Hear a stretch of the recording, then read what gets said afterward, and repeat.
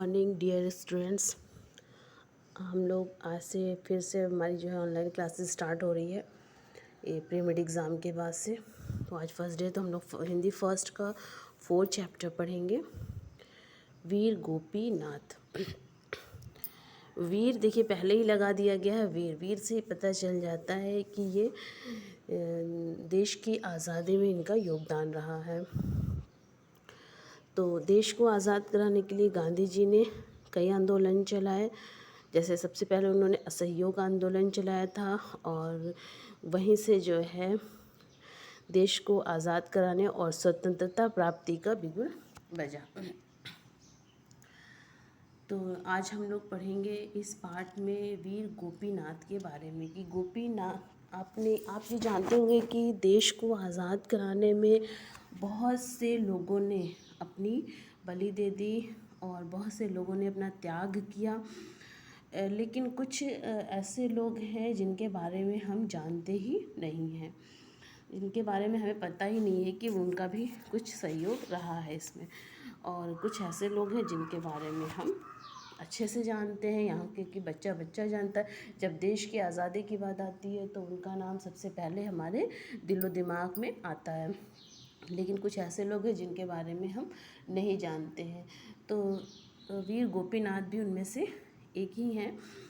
इनको तो बहुत लोग जानते भी, लेकिन कुछ ऐसे लोग हैं जिनके बारे में हम बिल्कुल ही नहीं जानते हैं। तो आज हम लोग पढ़ेंगे वीर गोपीनाथ के बारे में कि ये कौन थे और इन्होंने कैसे देश को आज़ाद कराने में, देश की स्वतंत्रता में इनका सहयोग रहा। तो देखिए सन 1922 की बात है। उन दिनों ईस्ट इंडिया कंपनी का असली वारिस था चार्ल्स टेगार्ड, कोलकाता का पुलिस कमिश्नर। वर्ष 1921-22 में इसी टेगार्ड ने बंगाल में क्रांतिकारी गतिविधियों पर लगाम दी थी। इसी टेगार्ड ने क्रांतिकारी गतिविधियां जब हुई थी उस पर लगाम दी थी। बंगाल आर्डिनेंस एक्ट 1918 के अंतर्गत गिरफ्तारी के लिए कोई कारण बताने की आवश्यकता नहीं थी। बिना कोर्ट में पेश किए अनिश्चित काल तक किसी को भी जेल में सड़ने के लिए बाध्य किया जा सकता था। टेगार्ड ने इसी अध्यादेश का सहारा लेकर बंगाल में क्रांतिकारी गतिविधियों को कुचला। जो क्रांतिकारी गतिविधियां थी उसको उसने कुचल दिया, क्योंकि उसका एक वो था कि बिना वजह कोई भी पकड़ में आ गया तो उसको जेल में डाल दिया जाएगा और उसकी जो माफ़ी नहीं होगी। तो इस तरीके से जो क्रांतिकारी थे वो खामोश हो गए, क्योंकि बेवजह जो है उनको सज़ा मिल रही थी। तो देखिए प्रमुख क्रांतिकारियों को या तो फांसी पर लटका दिया गया या उन्हें लंबी अवधि के लिए अलीपुर अंडमान की जेलों में कठोर यातनाएं सहने के लिए डाल दिया गया। जब ये जो क्रांतिकारी गतिविधियाँ हैं उस समय जो मशहूर लोग थे, जो सामने बहुत सबके आ रहे थे, जो आगे आगे सब लोग थे, तो उन लोगों को क्या किया गया था कि सज़ाए मौत दे दी गई या फिर जो है उनको ऐसी जेल में डाल दिया गया जो ज़िंदगी भर वो उसमें सड़ते रहें और तरह तरह से उन्हें यातनाएं दी जाने लगी। तो इस वजह से बहुत सारे लोग पीछे हट गए और इस क्रांतिकारी गतिविधि को वहीं पर रोक दिया था। लोग टेगार्ड के नाम से घबराकर दहशत में आ जाते थे, इसलिए लोग टेगार्ड के नाम से बहुत ज़्यादा घबरा जाते थे। आईसीएस की नौकरी से त्यागपत्र देकर जिस दिन नेताजी सुभाष चंद्र बोस हावड़ा रेलवे स्टेशन पर उतरे, उसी दिन से टेगार्ड ने उनके पीछे जासूसों का जाल बिछा दिया था। 24 दिसंबर 1921 को प्रिंस ऑफ वेल्स के कोलकाता पहुंचने पर वहां पूर्ण हड़ताल रही। विरोध में जगह जगह प्रदर्शन हुए। विरोध प्रदर्शन हेतु चित्तरंजन दास और सुभाष चंद्र बोस ने पूरी ताकत लगा दी। सिर्फ प्रिंस ऑफ वेल्स के साथ उनका चचेरा भाई डिकी माउंटबेटन उसका सहायक बनकर आया था। डिकी माउंटबेटन ने सुभाष चंद्र बोस के साथ अपनी छोटी सी मुलाकात में ही यह भांप लिया था कि उनके अंदर अंग्रेजी साम्राज्य के विरुद्ध ज्वालामुखी धधक रहा है। अतः उसने टेगार्ड को निर्देश दिया, बोस नाम का यह व्यक्ति एक खतरनाक क्रांतिकारी है। इसके पर काटने आवश्यक है। इस पर कड़ी नज़र रखी जाए। इस पर टेगार्ड ने उत्तर दिया था, यस योर मैजेस्टी, इसके लिए लोहे का पिंजरा तैयार है, बस मौके की तलाश है। गोपीनाथ साहब प्रिंस ऑफ वेल्स के विरोध और असहयोग आंदोलन के सभी प्रदर्शनों में शामिल थे। उन्होंने चित्तरंजन दास की पत्नी बासंती देवी को जब आंदोलन का नेतृत्व करते देखा तो उनका रोम रोम रोमांचित हो उठा। गोपीनाथ अभी मात्र 18 से 19 वर्ष के युवक ही थे, लेकिन वो आंदोलन की योजना हेतु सभाओं में प्रायः भाग लेते रहते थे। बासंती देवी की गिरफ्तारी से उनका मन टेगार्ड की यातनाओं से कांप गया। आपने देखा कि देश को आज़ाद कराने में हमारे देशवासियों ने कितनी यातनाएं सही। और नेताजी सुभाष चंद्र बोस तो शुरू से ही अंग्रेज़ों की आंख में गड़ते थे, क्योंकि उनके रोम रोम में जो है देशभक्ति भरी हुई थी। क्योंकि यहाँ पे आपने देखा कि उन्होंने कहा कि बोस नाम का व्यक्ति जो है खतरनाक क्रांतिकारी है, इसके पर काटने आवश्यक है। और इन्होंने मन में बना ही लिया था कि इसे किसी न किसी तरीके से हमें मिटाना ही होगा। देखिए फिर उसके बाद क्या हुआ कि गोपीनाथ जो है अभी मात्र 18 से 19 वर्ष के थे, लेकिन वो आंदोलन की योजना हेतु सभाओं में भाग ले रहे थे। लेकिन जब बासंती देवी की गिरफ्तारी हुई तो उनका मन टेगार्ड की यातनाओं से कांप गया। वो डर गए कि कहीं टेगार्ड उन्हें बहुत सी यातनाएं न दे दे।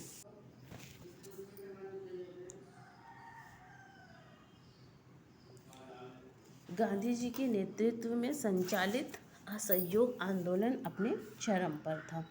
गांधी जी ने असहयोग आंदोलन चलाया हुआ था और वो अपने चरम पर था, यानी बहुत तेज़ी से वो आगे बढ़ा था। लोग उसमें हिस्सा ले रहे थे। पूरे भारत के हिंदू और मुसलमान एक मंच से अंग्रेज़ी सत्ता को उखाड़ फेंकने के लिए आतुर हो उठे थे। इन सब के ठीक ठीक चलते हुए भी गोपीनाथ चिंतित थे। उन्हें लग रहा था कि टेगार्ड नेताजी सुभाष चंद्र बोस को छोड़ने वाला नहीं है। अतः अपने साथियों के साथ वो भविष्य की योजना बनाने में व्यस्त थे। तभी दौड़ते हुए जतिन दास आया और उन्होंने हाँफते हुए सूचना दी, अरे गोपी, कुछ सुना तुमने? मैं तुम्हें एक राज की बात बताना चाहता हूँ। टेगार्ड नेताजी को अपने चंगुल में फंसाने वाला है। गुप्त सूचना से पता चलता है कि वो हमेशा के लिए उन्हें बंगाल से अलग करने वाला है। देखा आपने? जतिन, तुमने तो मेरी शंका को और भी पक्का कर दिया है। टेगार्ड नेताजी पर अपना शिकंजा कसे, उससे पहले ही हमें उसे ठिकाने लगा देना चाहिए। इसके बाद गोपीनाथ के जीवन का उद्देश्य ही टेगार्ड का खात्मा बन गया। वे हर समय टेगार्ड के बारे में ही सोचते रहते थे। उन्हें क्रांतिकारी संगठनों से संपर्क कर पिस्तौल का प्रबंध किया, निशाना साधने का अभ्यास किया और टेगार्ड की शक्ल, पोशाक आदि की खूब पहचान कर ली। वे हर समय पिस्तौल साथ में लिए टेगार्ड की तलाश में घूमते रहते थे। 12 जनवरी 1924 को सुबह लगभग 7 बजे का समय था। कोलकाता में चौरंगी रोड के निकट पार्क स्ट्रीट के चौराहे पर धुंध के कारण 10 फुट की दूरी का आदमी भी साफ दिखाई नहीं दे रहा था। गोपीनाथ ने देखा कि गोरी चमड़ी का एक व्यक्ति ओवरकोट और सिर पर हैट पहने खड़ा था। उन्हें लगा कि वो निश्चित ही टेगार्ड है।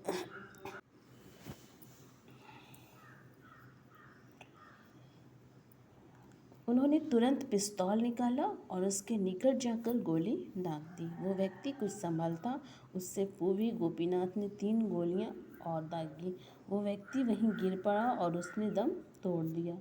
गोपीनाथ वहां से भाग निकले, किंतु थोड़ी दूर पर ही पकड़े गए। गोपीनाथ को पुलिस ने अपने कब्जे में ले लिया। देखिए, उन्होंने नेताजी सुभाष चंद्र बोस को बचाने के लिए उस अंग्रेज़ को मारने का मन बना लिया और उस पर मार भी दिया। फिर इन्हें सज़ा हुई। देखिए, पकड़े जाने के बाद जब गोपीनाथ को पता चला कि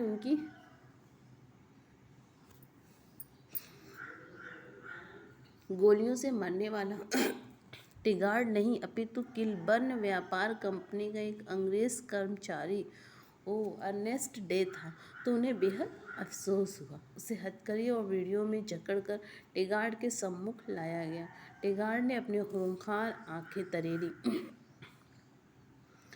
कमर से अपनी लोहे की बकल वाली बेल्ट खोली और गुर्राता हुआ बोला, बता तूने अर्नेस्ट डे को क्यों मारा? उसने तेरी क्या दुश्मनी थी?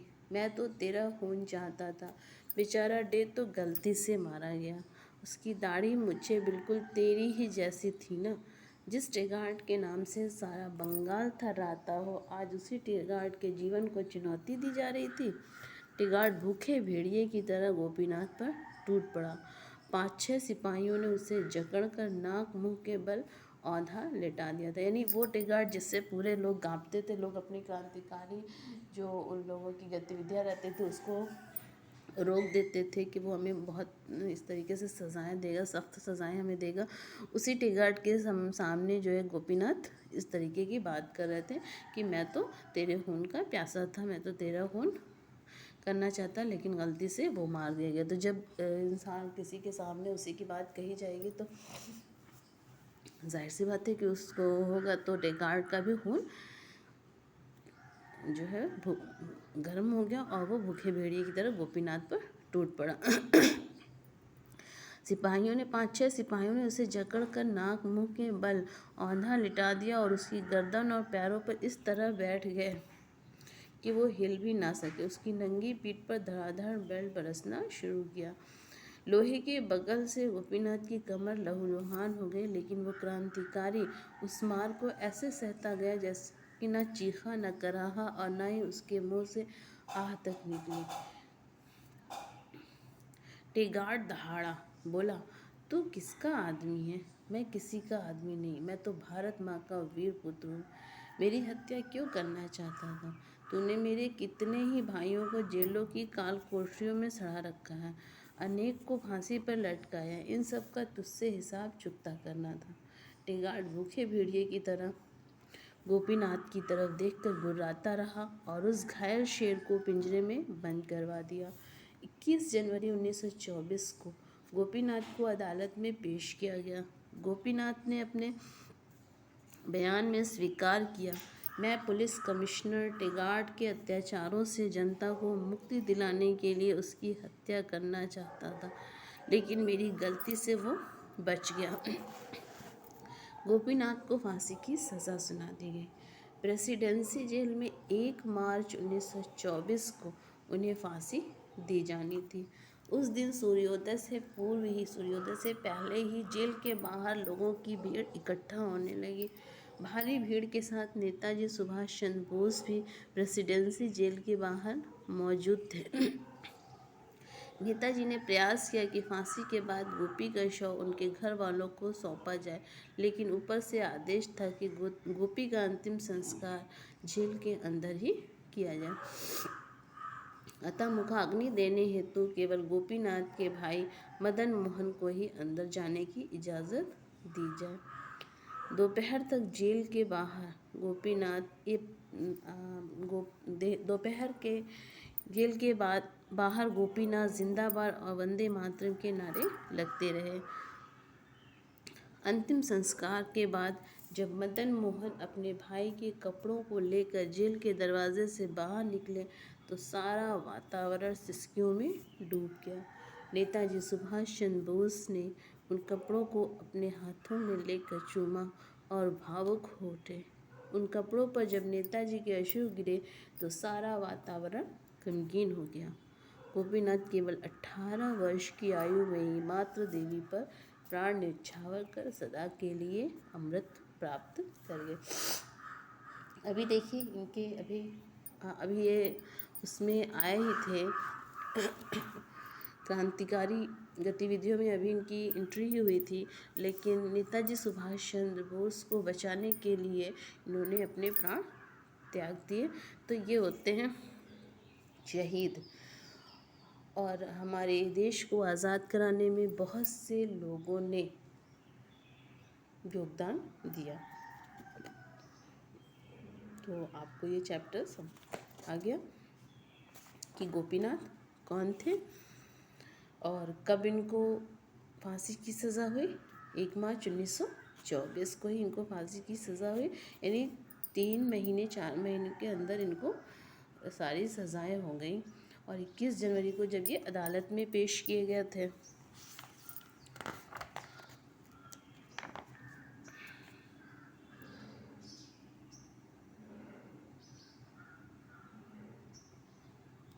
और 12 जनवरी 1924 को इन्होंने मारा था उस जो बिजनेसमैन था उसको। अब देखिए हम लोग एक्सरसाइज देखते हैं। मौखिक प्रश्न है कि सन 1922 में ईस्ट इंडिया कंपनी का असली वारिस कौन था। 1922 में आपने सबसे पहले पढ़ा है कि 1922 में ईस्ट इंडिया कंपनी का वारिस कौन था, चार्ल्स टेगार्ड। वो कौन था, कोलकाता का पुलिस कमिश्नर था। फिर नेक्स्ट क्वेश्चन है आपका कि जतिन ने गोपीनाथ को क्या सूचना दी। जतिन ने गोपीनाथ को सूचना दी थी कि जो टेगार्ड है वो सुभाष चंद्र बोस को मारने वाला है और वो उन्हें छोड़ेगा नहीं। नेताजी को अपने चंगुल में फंसाने वाला है। और नेक्स्ट डे कौन था, और नेक्स्ट डे जो था वो एक बिजनेसमैन था।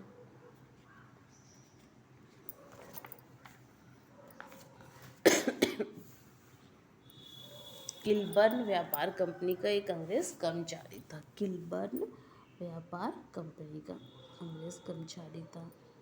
और नेक्स्ट डे किलबर्न व्यापार कंपनी का एक अंग्रेज कर्मचारी था। मदन मोहन कौन थे, मदन मोहन जो थे वो जतिन के भाई थे।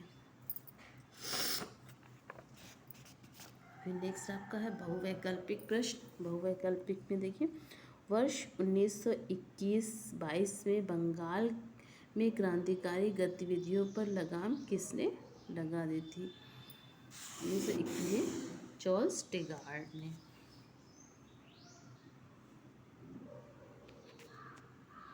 किसने लगा दी थी, चार्ल्स टेगार्ड ने। फिर नेक्स्ट आपका है कि नेताजी सुभाष चंद्र को किस नौकरी से त्याग पत्र दे दिया था। नेताजी सुभाष चंद्र बोस ने ICS से, उन्होंने ICS से त्याग पत्र दे दिया था। फिर आपका प्रिंस ऑफ वेल्स का चचेरा भाई कौन था। प्रिंस ऑफ वेल्स का चचेरा भाई था चार्ल्स टेगार्ड। प्रिंस ऑफ वेल्स का चचेरा भाई कौन था, चार्ल्स टेगार्ड। ये चार्ल्स टेगार्ड था। फिर नेक्स्ट क्वेश्चन है आपका कि पूरे भारत के हिंदू और मुसलमान एक मंच से किस सत्ता को उखाड़ फेंकने के लिए आतुर हो उठे थे। तो आप इसमें देखें अंग्रेज़ी सत्ता को, अंग्रेज़ी सत्ता को उखाड़ फेंकने के लिए आतुर हो उठे थे। फिर नेक्स्ट आपका है कि गोपीनाथ को अदालत में कब पेश किया गया। गोपीनाथ को अदालत में 21 जनवरी 1924 को। तो गोपीनाथ को अदालत में 21 जनवरी 1924 को पेश किया गया था। फिर नेक्स्ट है उचित विकल्प चुनकर रिक्त स्थान भरिए। टेगार्ड ने नेताजी सुभाष चंद्र बोस के पीछे जासूसों का जाल बिछा दिया था, ये नंबर 1 रहेगा। फिर गांधी जी के में संचालित असहयोग आंदोलन अपने चरम पर था। गांधी जी के नेतृत्व, ठीक है, 2nd नंबर पे। फिर को पुलिस ने अपने कब्जे में ले लिया। गोपीनाथ को पुलिस ने अपने कब्जे में ले लिया। के बक्कल में गोपीनाथ की कमर लुलुहान हो गई लोहे के बक्कल से, ये 4 नंबर पे रहेगा। और फिर गोपीनाथ को प्रेसिडेंसी जेल में, ये 5 नंबर पे गोपीनाथ को प्रेसिडेंसी जेल में फांसी की सज़ा।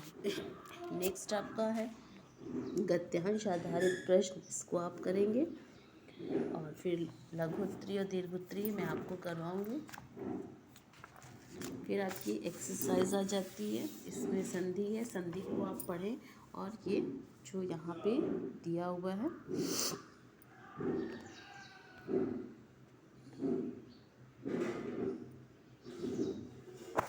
ये आप करेंगे, क्योंकि संधि आप पढ़ चुके हैं, मतलब 8th में नहीं पढ़े हैं बट 7th में पढ़े हैं, 6th में पढ़े हैं। संधि आपको पता है ना, दो शब्दों के मेल से जो, दो वर्डों के मेल से जो विकार उत्पन्न होता है संधि कहते हैं। स्वसंधि, व्यंजन संधि और विसर्ग संधि पढ़ते हैं।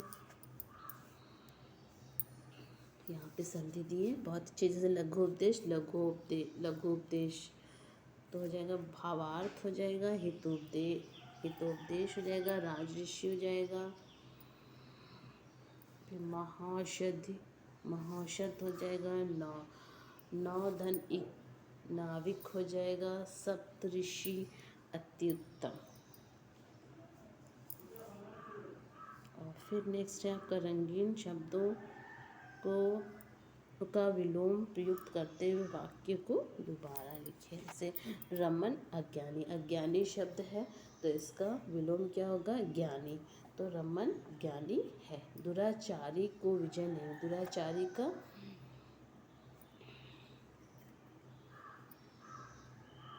दुराचारी को विजय नहीं मिलती, ये लिखा है तो आप लिखेंगे सदाचारी को सज़ा नहीं मिलती। ठीक है, तो इस तरीके से मैंने आपको 2 बता दिया है, ये आप एज ए होमवर्क करेंगे।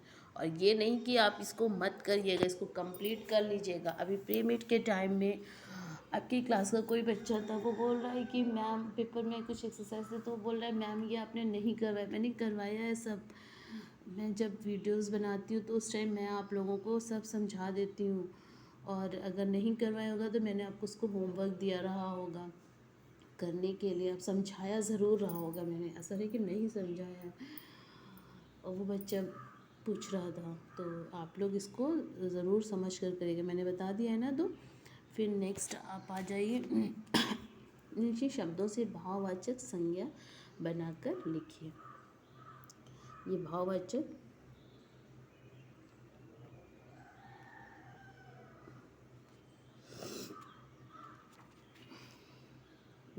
संज्ञा बने, जैसे बच्चा है तो बचपन हो जाएगा, प्रसन्न प्रसन्नता, प्रसिद्ध प्रसिद्धि, पढ़ना पढ़ाई, उत्सुक उत्सुकता। ठीक है, तो ये भाववाचक शब्द। शुद्ध वर्तनी भी आपको आती है, शुद्ध वर्तनी कैसे करनी है इसको कर लेंगे। हवा, राष्ट्र के प्रति छात्र के कर्तव्य, ये है इसमें आप ये वाला करेंगे कि हमारे स्वतंत्रता सेनानी कौन कौन है, इन पर एक अनुच्छेद लिखना। आप इसमें स्वतंत्रता सेनानियों के नाम लिखेंगे। ठीक है, तो ये आप स्वतंत्रता सेनानियों के इसमें नाम लिखेंगे। ओके, तो इसको आप कंप्लीट कर लीजिएगा। इस तरीके से आपको 4 चैप्टर कंप्लीट हो जा रहा है। ओके, और आप इसको कर लेंगे।